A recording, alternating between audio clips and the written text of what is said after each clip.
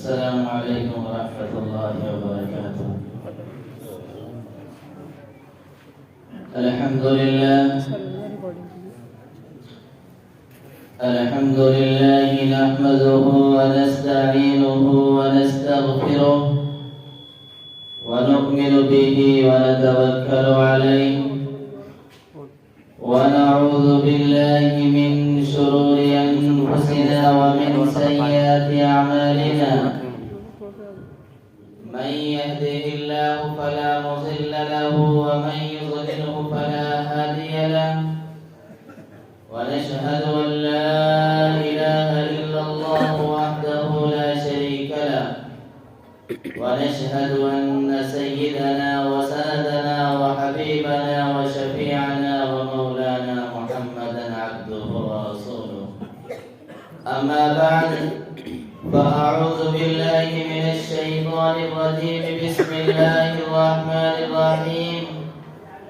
يا أيها الذين آمنوا قوا أنفسكم وأهليكم نارا وقودها الناس والحجارة عليها ملائكة غلاظ شداد لا يعصون الله ما أمرهم ويفعلون ما يؤمرون. وقال تعالى في مقام آخر: إن الدين عند الله الإسلام. وقال النبي صلى الله عليه وسلم: إذا مات الإنسان انقطع عنه عمله إلا من ثلاثة: إلا من صدقة جارية أو علم ينتفع به أو ولد صالح يدعو له، أو كما قال عليه الصلاة والتسليم. محترم سامعین اعظام اور حضرات مفتیان کرام اور ہم سب کے بڑے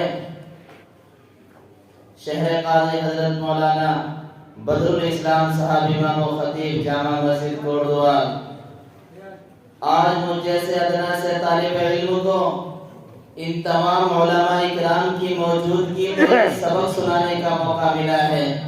آپ حضرات دعا فرمائیں اللہ رب العزت مجھے صحیح بول کر اس پر ہم سب کو عمل کرنے کی توفیق عطا فرمائے.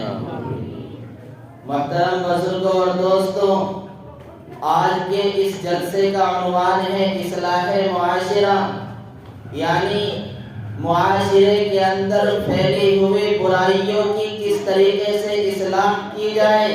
یہ ہم سب کی ذمہ داری ہے.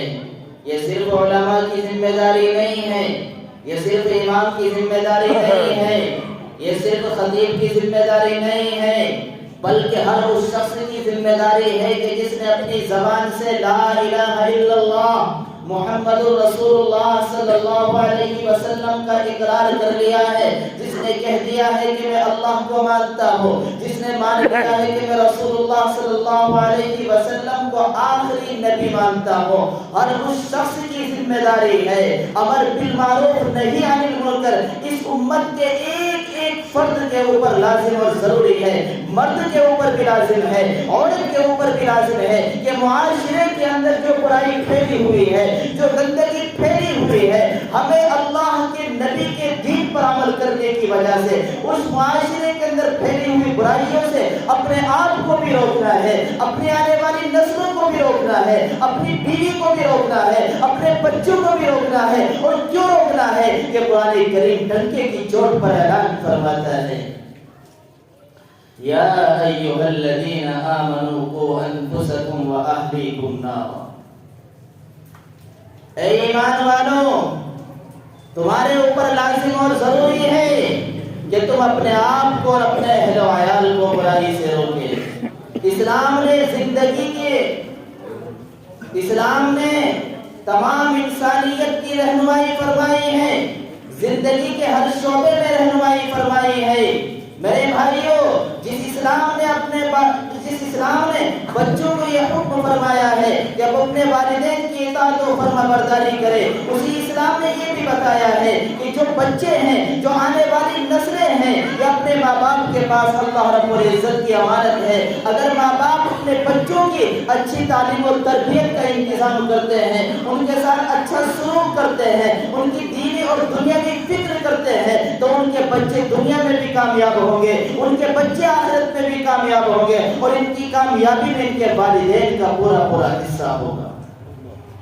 اللہ کے نبی فرماتے ہیں اذا مات الانسان، کہ جب انسان دنیا سے چلا جاتا ہے تو اس کے عمل کا سلسلہ ختم ہو جاتا ہے، چاہے اس کے پاس کتنی ہی گاڑیاں کیوں نہ ہو، چاہے اس کے پاس کتنے ہی بنگلے کیوں نہ ہو، چاہے اس کے پاس عالیشان زندگی کیوں نہ ہو، جس وقت یہ سانس آنی بند ہو جاتی ہے وہ اس دنیا سے پردہ فرما جاتا ہے، بچے بھی کھڑے رہتے دیکھتے رہ جاتے ہیں، رشتہ دار بھی دیکھتے رہ جاتے ہیں۔ اللہ کے نبی فرماتے ہیں اذا مات الانسان انقطع عنہ عمل، اس کے تمام کام رک جاتے ہیں، ختم ہو جاتے ہیں، الا من ثلاثہ، لیکن اللہ کے نبی نے فرمایا ہے کہ 3 کام ایسے ہیں جو انسان کو برابر مرنے کے بعد بھی اس کا ثواب پہنچتا رہے گا۔ نمبر 1 پر فرمایا الا من صدقۃ جاریہ، نمبر 1 صدقہ جاریہ، جیسے مدارس و مساجد کا بنوا دینا، کسی بیوہ کی بیٹی کی شادی کرا دینا، چوراہے پر پانی پلانے کا انتظام کرا دینا۔ نمبر 2 پر اللہ کے نبی نے فرمایا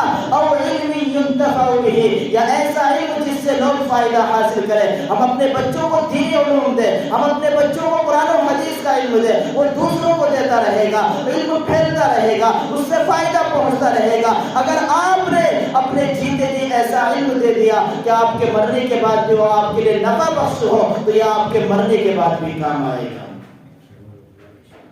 لیکن میرے بھائیوں، تیسرے نمبر پر اللہ کے نبی نے جو فرمایا ہے وہ ہمارے لیے بہت اہم بات ہے، دل کے کانوں سے سننے کی بات ہے۔ اللہ کے نبی فرماتے ہیں اولد صالح یدعو له، یہ انسان کی نیک صالح اولاد جو اللہ رب العزت سے انسان کے مرنے کے بعد دعا کرتی رہے، اے اللہ میرے والد کی مغفرت فرما دے، اے اللہ میری والدہ کی مغفرت فرما دے۔ میرے بھائیوں، یہ آنے والی نسلیں، یہ بیٹے اور بیٹیاں اس وقت نیک بنے گی جب ہم جیتے جی ان کو نیک بنانے کی کوشش کریں گے، جب جیتے جی ہم انہیں اچھی تعلیم دلائیں گے، جب جیتے جی ہم ان کی حسن تعلیم اور تربیت کا انتظام کریں گے۔ اگر جیتے جی ہم نے ان بچوں کے لیے اچھی تعلیم اور تربیت کا انتظام نہیں کیا، ان کو اچھی تعلیم نہیں دی، یہ دنیا و آخرت دونوں میں ہمارے لیے خسارہ اور نقصان کا سبب بنے گی۔ ہمیں یاد رکھنا چاہیے اللہ کے نبی کا فرمان ہے عالی شان۔ اللہ کے نبی فرماتے ہیں ان اللہ سائل کل راع عما استرعاه احفظ امسیا، کہ یقیناً قیامت کے دن ہر ذمہ دار سے اس کے ماتحتوں کے بارے میں سوال کیا جائے گا، انسان سے اس کے اہل و عیال اور بیوی بچوں کے متعلق سوال کیا جائے گا کہ دین اور دنیا کے تعلق سے تم نے اپنے ان کے حقوق ادا کیے ہیں یا انہیں ضائع کیا ہے۔ اسی ذمہ داری کو نبھانے کے لیے اللہ رب العزت نے ماں باپ کے دلوں میں بچے کے پیار، محبت کے، شفقات کے بے پناہ جذبات پیدا فرما دیے ہیں۔ میرے بھائیوں، وہ اسلام جس کو ہم مانتے ہیں، وہ اسلام جس پر ہم عمل کرتے ہیں، وہی اسلام ماں باپ کو یہ تاکیدی حکم دیتا ہے کہ بچے کو پیدائشی کے وقت سے اسلامی تربیت کا انتظام کیا جائے۔ اسلام کہتا ہے کہ جب بچہ یا بچی پیدا ہو جائے تو اس کے دائیں کان میں اذان کہی جائے اور بائیں کان میں اقامت کہی جائے، بچے کو مسلسل 2 سال تک دودھ پلائے اور کوئی میٹھی چیز اس کے تالو پر لگا کر بچے کو چڑھائے اور بچے کا اچھا اور اسلامی نام رکھے، جیسے عبداللہ، عبد الرحمن وغیرہ، اور مناسب وقت پر ختنے کرائے۔ اور بچے جب بولنا سیکھے تو اسے سب سے پہلے لفظ اللہ اور پھر لا الہ الا اللہ محمد الرسول اللہ صلی اللہ علیہ وسلم اپنے آنے والی نسلوں کو سکھائی جو ہمارے واسطے پیدا ہوئی۔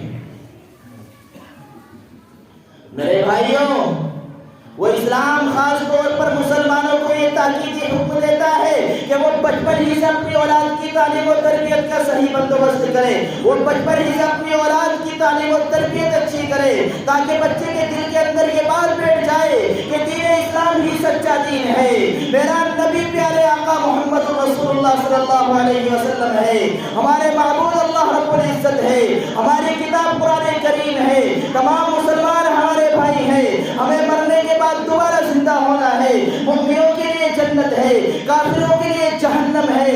اللہ کے رسول کی محبت پیدا کرائی جائے، رسول اللہ کی محبت پیدا کرائی جائے، قرآن کی عظمت بٹھائی جائے، تاکہ بچپن ہی سے صحیح اسلامی تعلیم و تربیت کے نتیجے میں بچے کے دل کے اندر یہ بات پیوست ہو جانی چاہیے کہ ہمارا دین سچا دین ہے، ہمارے نبی آخری نبی ہے، ہمیں اللہ کے سامنے ہی سر جھکانا ہے، اللہ کے علاوہ کسی اور کے سامنے سر نہیں جھکانا ہے۔ اس لیے کہ اگر ہم چھوٹی عمر میں اپنے بچوں کے سادہ دلوں میں قرآن کی عظمت بٹھا دیں گے، رسول اللہ کی محبت بٹھا دیں گے، قرآن کی عظمت بٹھا دیں گے، اس کی تعلیمات کو اس کے دلوں کے اندر پیوست کر دیں گے، تو وہ زندگی بھر اپنے دین کو نہیں بھولے گا۔ یہی وجہ ہے اللہ کے نبی جناب محمد رسول اللہ صلی اللہ علیہ وسلم نے ارشاد فرمایا کہ جب تمہارے بچے 7 سال کے ہو جائے تو انہیں نماز پڑھنے کا حکم دو، اور جب 10 سال کے ہو جائے تو نماز چھوڑنے پر ان کے اوپر سختی کرو۔ آج ہم میں سے بتائے کون ایسا ہے جو اپنے بچوں کی فکر کرتا ہے؟ بچہ اسکول نہیں جاتا ہے تو ماں باپ سے شکایت کرتی ہے، بچہ اسکول نہیں جاتا ہے ماں کو بڑی تکلیف ہوتی ہے، باپ کو بڑی تکلیف ہوتی ہے، لیکن اللہ کے نبی کا فرمان ہے جو ہمارے کانوں تک آیا ہوا ہے، بتاؤ ہم میں سے کون اس بات کی فکر کرتا ہے؟ نہ تو ہم خود نماز پڑھتے ہیں اور نہ اپنی آنے والی نسلوں کو، اپنی بیوی کو، اپنے بچوں کو نماز پڑھنے کی تلقین کرتے ہیں۔ تو بتائیے دین کیسے برآمد کیسے کیا جائے؟ میرے بھائیوں، اگر بگاڑ کو روکنا ہے تو ہمیں اپنی آنے والی نسلوں کو روکنا ہوگا۔ اگر بگاڑ کو روکنا ہے، انتداد کی لہر کو روکنا ہے، اگر اس بات کو روکنا ہے کہ ہماری بچی کسی غیر کے ساتھ رسم و رواج میں نہ جائے، آج ذرا تصور کرے کہ ہماری بیٹیاں غیروں کے ساتھ چلی جاتی ہیں، ان کو ذرا بھی افسوس نہیں ہوتا باپ کی محبت کا، باپ کی شفقت کا، ماں کی محبت کا، کہ جس باپ نے تجھے پال کر 19 سال تک جوان کیا ہے، جس ماں نے تجھے 9 مہینے اپنے پیٹ میں رکھا ہے، وہ تمام چیزوں کو لال مار دیتی ہے۔ حالانکہ اسلام کی خوبی تو یہ تھی کہ جس نے ایک مرتبہ کلمہ پڑھ لیا، جو ایک مرتبہ دین کی آغوش میں آ گیا، اس نے جسم کی تن تن کی بوٹی کرانا تو منظور کیا، لیکن کلمہ حق سے پھرنا منظور نہیں کیا۔ ہمارے سامنے واقعات موجود ہیں حضرت بلال حبشی رضی اللہ تعالیٰ عنہ کے، کہ کفار مکہ پتھریلی زمین کے اوپر آپ کو لٹاتے تھے اور آپ کے سینے کے اوپر پتھر رکھتے تھے اور کہتے تھے بلال تو اللہ کے نبی کا راستہ چھوڑ دے، ہم تجھے چھوڑ دیں گے، تیری تکلیفیں بند کر دیں گے۔ لیکن بلال حبشی رضی اللہ تعالیٰ عنہ کی زبان سے ایک ہی لفظ نکلتا تھا، احد احد احد، اللہ ایک ہے، اللہ ایک ہے، اللہ ایک ہے۔ میرے بھائیوں، دین اسلام تو وہ چیز تھی کہ جس نے ایک مرتبہ اپنا لیا اس نے سب کچھ قربان تو کر دیا، لیکن اسے پھرنا گوارا نہ کیا۔ آج کیا وجہ ہے کہ ہماری نوجوان نسلیں، بہت سے لوگ عیسائی بنتے جا رہے ہیں، ہماری بیٹیاں غیروں کے ساتھ جا رہی ہیں، انہیں اسلام کی پرواہ نہیں ہے، اس کے اگر ذمہ دار ہے تو کوئی نہیں ہے، ہم اس کے ذمہ دار ہیں۔ بتاؤ کون اپنے بچوں کو صحیح تعلیم دلاتا ہے؟ کون اپنے بچوں کے دلوں کے اندر اسلام کی عظمت بٹھاتا ہے؟ کون اپنے بچے کو بتاتا ہے کہ دنیا کے اندر اگر سب سے زیادہ پاکیزہ مذہب ہے تو صرف مذہب اسلام ہے؟ کون اپنے آنے والی نسلوں کو سمجھائے گا؟ افسوس تو یہ ہے کہ ہماری اسی قوم کے نوجوان لڑکے جب نکاح کرنے کے لیے آتے ہیں، ان سے سوال کیا جاتا ہے تو ان کی زبان کے اوپر کلمہ طیبہ بھی جاری نہیں ہوتا، انہیں غسل کے فرائض یاد نہیں ہیں۔ آج علماء ہماری فکر کر رہے ہیں، ہمیں جوڑ رہے ہیں، ہمیں بلا رہے ہیں، ہمارے پاس میٹنگوں میں جانے کے لیے وقت ہے، گانا باقی محفلوں میں جانے کے لیے وقت ہے، ناچ گانوں کے لیے وقت ہے، پوری رات موبائل پر کاٹنے کے لیے وقت ہے۔ اگر وقت نہیں ہے تو صرف دینی مجالس کے لیے نہیں ہے، اگر وقت نہیں ہے تو اپنے آپ کی اصلاح کے لیے وقت نہیں ہے۔ اس کا ذمہ دار کون ہے؟ میرے بھائیوں، آج ہمارا معاشرہ اتنا گندا ہو چکا ہے، اگر کسی بچے سے کہا جائے کہ بتاؤ تمہارے نبی کا کیا نام ہے، نہیں بتا سکتے۔ کہا جائے پہلا کلمہ سناؤ، نہیں سنا سکتے۔ کہا جائے کہ قرآن کریم کی کوئی سورت اچھے طریقے سے سناؤ، نہیں سنا سکتے۔ لیکن اگر کہیں پر کوئی گانا چل رہا ہو اور ان سے پوچھ لیا جائے تو وہ فوراً کہے گا میاں مولوی صاحب آپ کو معلوم نہیں ہے یہ فلاں فلم کا گانا ہے، اس کو فلاں ہیرو نے گایا ہے۔ آخر ہر طرف برائی ہی برائی ہے۔ یہ معاشرہ کس طرف جا رہا ہے، ہمیں اس کی فکر ہونی چاہیے۔ آج ہم اپنے بچوں کو ایسے اسکول کالج اور یونیورسٹی میں پڑھاتے ہیں جہاں ان کے ایمان کو بنایا نہیں بلکہ بگاڑا جاتا ہے، جہاں ان کو کسی کی ماں بہن بیٹی کی عزت و آبرو کا محافظ نہیں بلکہ کسی کی ماں بہن بیٹی کی عزت و آبرو سے کھیلنے والا بنایا جاتا ہے، جہاں ہمارے بچوں اور بچیوں کو گانا گانے سے روکا نہیں جاتا بلکہ اچھا گانا گانے اور ناچنے پر شاباشی اور داد دی جاتی ہے، اور نہ جانے کیسے کیسے اور کس کس طریقے سے ہمارے بچوں کو برباد کیا جاتا ہے۔ کیا 26 جنوری آنے والی ہے، کیا 26 جنوری اور 15 اگست کے موقع پر ہمارے بچے اور بچوں کو نچایا نہیں جاتا؟ کیا ان کی پاکیزہ آنکھوں سے شرم و حیا جیسی عظیم نعمت کو اتارا نہیں جاتا؟ کیا ان کے صاف و شفاف دل و دماغ میں گانے اور گھومنے کی محبت پیدا نہیں کی جاتی؟ اور افسوس تو یہ ہے کہ وہ نوجوان باپ، وہ نوجوان بھائی اس تمام چیزوں کو اپنی نظروں سے دیکھتا ہے کہ اس کی جوان بیٹی، اس کی جوان بیٹی، اس کی جوان بہن ٹھمکے لگا رہی ہے اور لوگ اس کے جسم کی نمائش کو دیکھ رہے ہیں، لیکن کسی کے خون کے اندر جوش پیدا نہیں ہوتا کہ امی عائشہ کی بیٹی ہے، یہ نبی کی نور نظر لگتے جگر حضرت فاطمہ رضی اللہ تعالیٰ عنہ کی ماننے والی ہے۔ میرے بھائیوں، کہاں چلی گئی ہماری غیرت؟ ہم کہاں جا رہے ہیں؟ اسلام آپ کو پڑھانے سے منع نہیں کرتا ہے، آپ جو چاہے بنائے، ڈاکٹر بنائے، انجینئر بنائے، پروفیسر بنائے، جو کچھ بنانا ہو سب کچھ بنائے، لیکن اسلام یہ کہتا ہے کہ پہلے دینی تعلیم کے ذریعے اس کا عقیدہ صحیح اور درست کرا لو تاکہ بعد میں یہ سب کچھ ہو جائے۔ اسلام کا جو ہے وکیل تو بن جائے لیکن اسلام کے اوپر اعتراض کرنے والا نہ بنے۔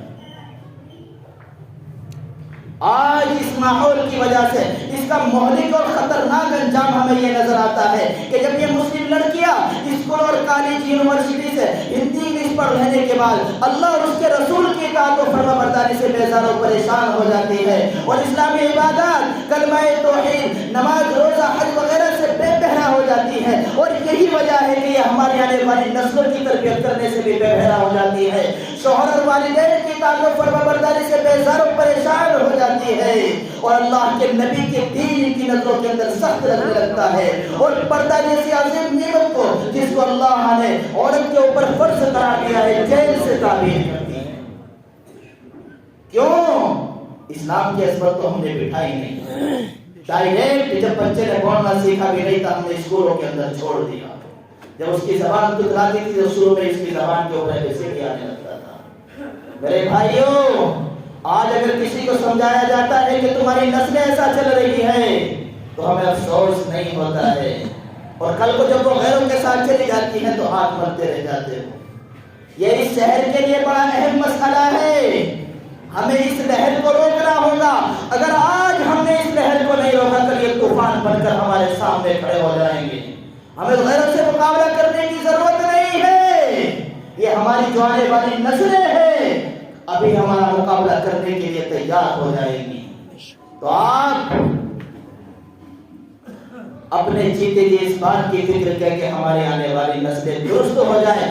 انشاءاللہ اگر ہم نے اپنے آنے والی نسلوں کی اچھی تربیت کر دی تو معاشرے کے اندر خود بخود سدھار پیدا ہو جائے گا، کیونکہ آج اگر یہ کسی کی بیٹی ہے، کل کسی کی بیوی ہے، پرسوں کسی کی ماں ہے، ترسوں کسی کی نانی اور دادی بھی ہے، اس لیے ہمیں اپنی آنے والی نسلوں کو زیادہ اس بات کی طرف توجہ دلانی ہے کہ یہ درست اور صحیح ہو جائے، اور اس کا نتیجہ یہ نکلے گا انشاءاللہ آپ کے مرنے کے بعد یہ آپ کے بھی کام آئے گی، جو اللہ کے نبی نے فرمایا ام ولد صالح یدعونا، انسان کی نیک صالح اولاد جو اس کے مرنے کے بعد دعائیں مغفرت کرتی رہے، تو کریں گے انشاءاللہ۔ میرے بھائیوں،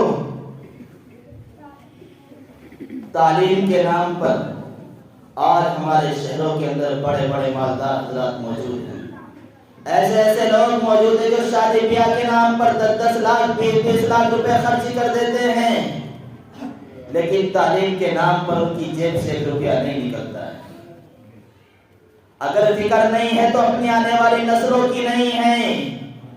آج اتنے بڑے شہر کے اندر ہمارا ایک بھی اسکول نہیں ہے کہ جس کے اندر ہم اپنے معصوم بچوں کو اچھی تعلیم دلا سکے، جب بچہ ابتدا کے اندر آئے تو ہم اسے بتا سکے غسل کے اندر 3 فرض ہے، ہم اسے بتا سکے کلمے یہ ہیں، ہم اسے بتا سکیں اسلام کی تعلیمات یہ ہے. کیوں ہم اس طرف توجہ نہیں دیتے ہیں؟ ہمارے پاس ہر چیز کے لیے ٹائم ہے، لیکن اگر ٹائم نہیں ہے تو صرف تعلیم کے لیے ٹائم نہیں ہے. میرے بھائیوں، ہم سے ہر چیز چھینی جا سکتی ہے، لیکن تعلیم ایک ایسی چیز ہے جو ہم سے کبھی نہیں چھینی جا سکتی ہے. تو اس لیے فکر کریں کہ ہم انشاءاللہ اپنے آنے والی نسلوں کی فکر کریں گے انشاءاللہ. ایک بات اور بیان کرتا ہوں. اللہ نے قرآن کریم کے اندر ارشاد فرمایا، یا ایھا النبی قل لازواجک وبناتک ونساء المؤمنین.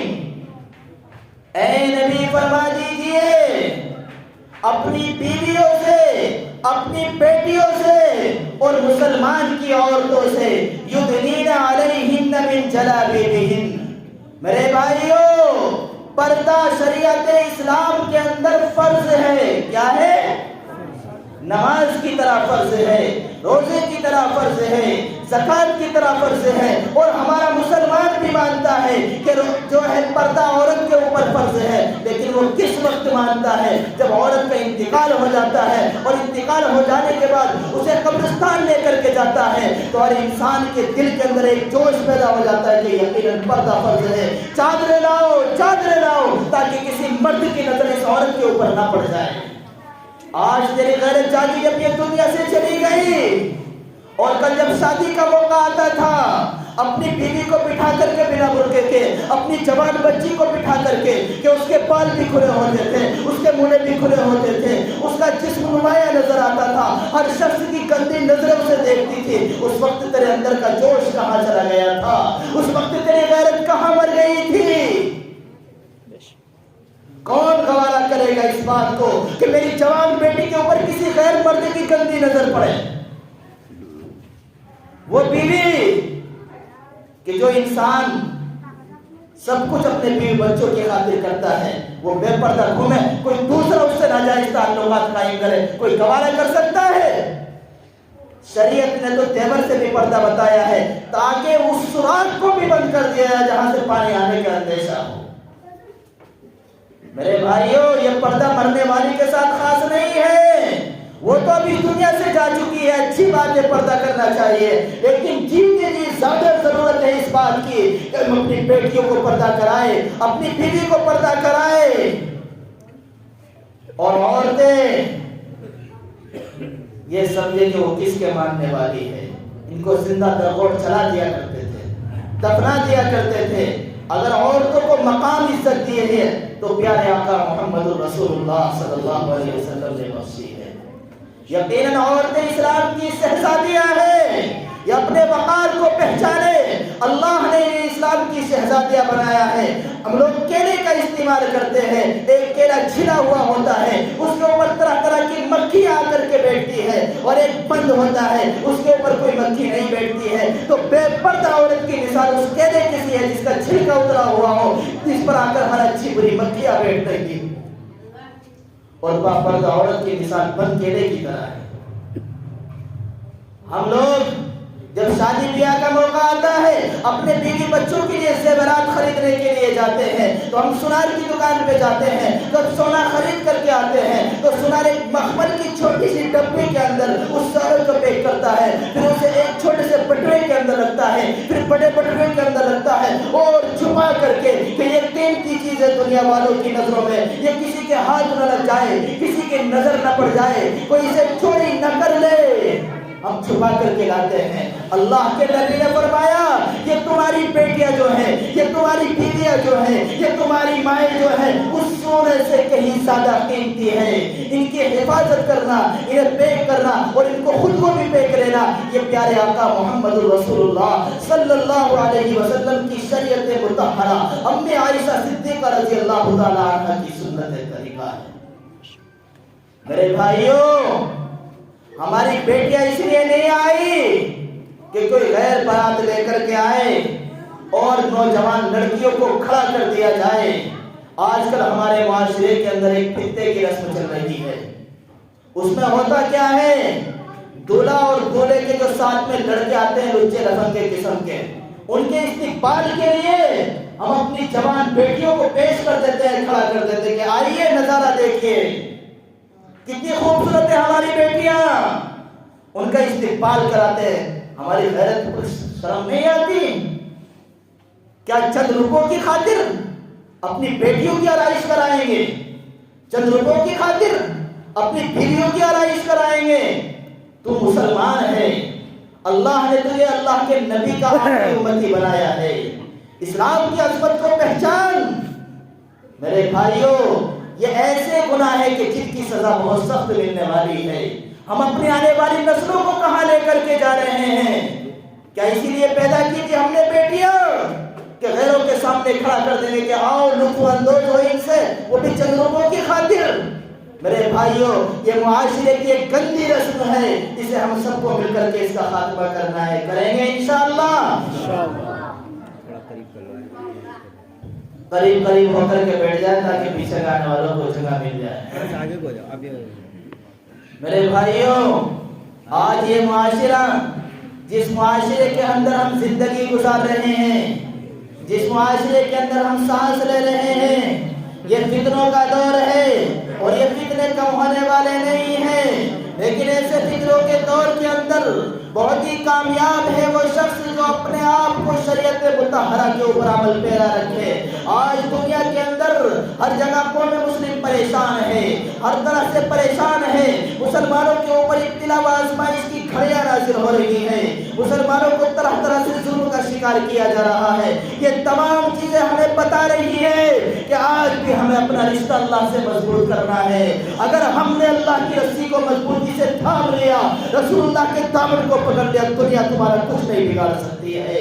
وہ رب تو وہ ہے فرعون جو اپنے آپ کو انا ربکم الاعلی کہتا تھا کہ کہو میں سب سے بڑا خدا ہوں، اپنی فوج و لشکر کے ساتھ جاتا تھا۔ اللہ نے موسیٰ علیہ السلام کو حکم دیا، آپ نے ایک لاٹھی ماری، دریا کے اندر 12 رستے ہو گئے، اور وہ قوم جو اپنے نبی کی اتباع میں نبی کے ساتھ چلی، اللہ نے تمام کو پار کر دیا، اور وہ جو اپنے آپ کو خدا کہلاتا تھا، اللہ نے اس کو پوری قوم کے ساتھ تباہ و برباد کر دیا۔ تو آج بھی رب وہی ہے جو موسیٰ علیہ السلام کے زمانے میں تھا۔ لیکن میرے بھائیوں، اس زمانے کے اندر انبیاء اکرام موجود تھے، امت کے اوپر نبی کی آواز پر لبیک کہنا ضروری تھا۔ لیکن میں سمجھتا ہوں کہ آج کے زمانے کے اندر نبی موجود نہیں ہے، کیونکہ اللہ کے نبی آخری نبی تھے، لیکن نبی کے وارث موجود ہیں، نبی کے وارث موجود ہیں، جن کے بارے میں اللہ کے نبی نے فرمایا العلماء ورثۃ الانبیاء، کہ علماء انبیاء کے وارث ہیں۔ تو آج کے زمانے کے اندر بھی اگر ہم کامیابی چاہتے ہیں، آج کے زمانے کے اندر بھی اگر ہم انقلاب دیکھنا چاہتے ہیں، تو ہمارے اوپر لازم اور ضروری ہے ہم اپنے علماء کی اتباع کریں، ہم اپنے علماء کے بتائے ہوئے نقش قدم پر چلیں۔ انشاءاللہ جب ہم تمام اختلافات کو بالا در رکھ کر اپنے علماء کی بتائی ہوئی باتوں پر عمل کریں گے، میں پورے دعوے کے ساتھ کہہ سکتا ہوں اللہ نے اس وقت موسیٰ علیہ السلام کی مدد فرمائی تھی۔ آج کے زمانے کے اندر نبی کے وارثین کے نقش قدم پر چل کر اللہ ہماری بھی مدد فرمائے گا۔ چلیں گے انشاءاللہ؟ تو ہمیں معاشرے کو جو فتنے والی رسموں سے پاک کرنا ہے، کریں گے انشاءاللہ؟ 1-2 منٹ کے بعد اور کہیں کہ میں اپنی بات کو ختم کرتا ہوں۔ میرے بھائیوں، شریعت کامل و مکمل ہے۔ اللہ نے قرآن کریم کے اندر فرمایا الیوم اکملت لکم دینکم۔ کوئی دین دنیا کے اندر، کوئی مذہب ایسا ہے ہی نہیں کہ جس کے اندر مکمل طریقہ موجود ہو، انسان کی پیدائش سے لے کر مرنے تک اور مرنے سے لے کے آخرت تک۔ اگر کامل و مکمل ہے تو صرف اور صرف مذہب اسلام ہے، اس کے علاوہ کسی مذہب کو یہ امتیازی سلوک حاصل نہیں ہے۔ اللہ کے نبی نے فرمایا کہ سب سے ہلکی چیز نکاح ہے، سب سے سستی چیز کیا ہے؟ نکاح۔ آج ہم نے نکاح کو مہنگا کر دیا، اتنا مہنگا کر دیا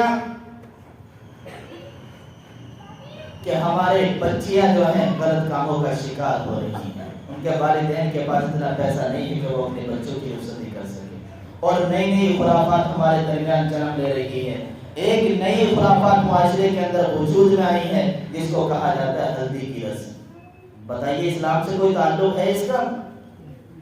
اور افسوس تو یہ ہے کہ گھروں کے اندر اگر 20 لڑکیاں ہیں نا، سب کی سب پیلے کپڑے پہنیں گی، عورتیں ہیں سارے پیلے کپڑے پہنیں گے، اور اب تو ہدیہ ہو گئی کہ مرد بھی پیلے کپڑے پہننے لگے، اور اس سے بھی بڑی ہدیہ ہو گئی کہ لڑکے والے باقاعدہ آتے ہیں، اسٹیج سجایا جاتا ہے اور ہلدی لگائی جاتی ہے۔ بتائیے اسلام سے کوئی تعلق ہے؟ یہ تو ہم نے غیرت کی رسموں کو اپنا لیا ہے، اور اس کا نقصان یہ ہے کہ جس گھر کے اندر شادی ہوتی ہے، اگر 50 آدمی اس فنکشن کے اندر موجود ہے اور 50 کو کپڑے بنانے پڑے، اگر آپ 500 روپے کا بھی ایک جوڑا مانے تو 25,000 روپے اس قوم کے چند گھنٹوں کے لیے برباد ہو جاتے ہیں۔ اس کا ذمہ دار کون ہے؟ ہم ہیں۔ ایک ایسی رسم جس کا کہیں سے وجود ہی نہیں ہے شریعت اسلام کے اندر، ہم رات دن بڑھاوا دیتے جا رہے ہیں۔ میرے بھائیو، اگر ہم نے آج اپنی آنے والی نسلوں کو نہیں روکا تو کل یہ بہت بڑا فتنہ بن کر کے تمہارے سامنے کھڑی ہو جائے گی اور بچوں کا نکلنا دشوار ہو جائے گا۔ اس لیے وہ تمام چیزیں جو شریعت اسلام کے خلاف ہے، دنیا میں بھی ہمارے لیے خسارہ ہے، آخرت میں بھی ہمارے لیے خسارہ ہے، ہمیں انشاءاللہ اپنے آپ کو اس سے دور رکھنا ہے۔ رکھیں گے انشاءاللہ؟ کھڑے ہو کر کے اللہ کے گھر میں وعدہ کریں، انشاءاللہ ہم اپنے گھروں کے اندر ان رسومات کو نہیں ہونے دیں گے، نہیں ہونے دیں گے انشاءاللہ۔ دعا کیجیے اللہ کہنے سے زیادہ عمل کرنے کی توفیق عطا فرمائے۔ وآخر دعوانا الحمدللہ رب العالمین۔